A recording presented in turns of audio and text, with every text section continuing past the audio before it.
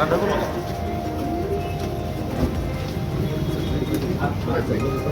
Minute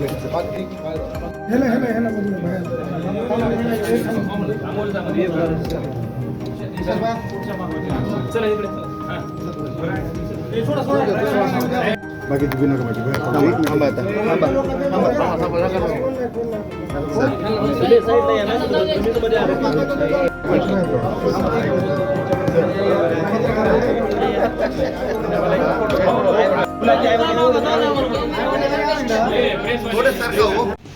मी असं म्हणेन की शासनच कमी पडते अशी परिस्थिती आहे. या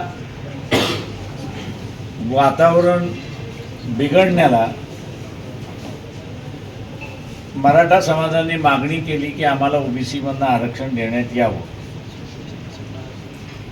आणि त्याला प्रत्युत्तर म्हणून ओबीसीने आम्ही आमच्यामध्ये मराठा समाजाला घेणार नाही ही भूमिका त्यावेळेस घेतली.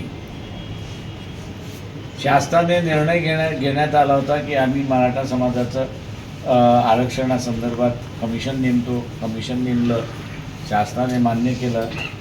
त्या क्षणाला मला असं वाटत होतं की शासनाने सर्व स्टेक होल्डर्स जे आहेत त्याची बैठक बोलवली पाहिजे होती आणि शासनाच्या हातामध्ये जे आहे ते शासनाने केलेलं आहे.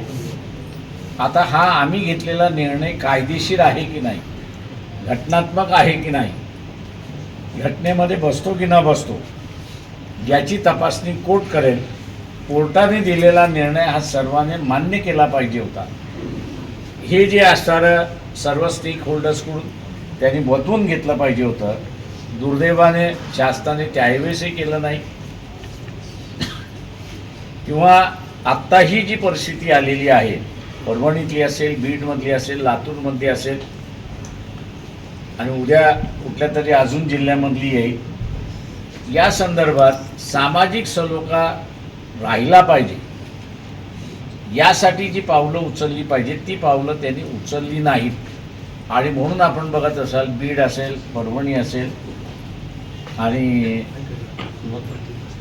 लातूरमध्ये या घटना घडल्या त्या समाजामध्ये पर्क्युलेट व्हायला लागलेल्या आहेत. त्या पर्क्युलेट होणार नाहीत याची ती दक्षता घेतली पाहिजे. ती दक्षता घेतल्या जात नाही अशी असणारी परिस्थिती आहे.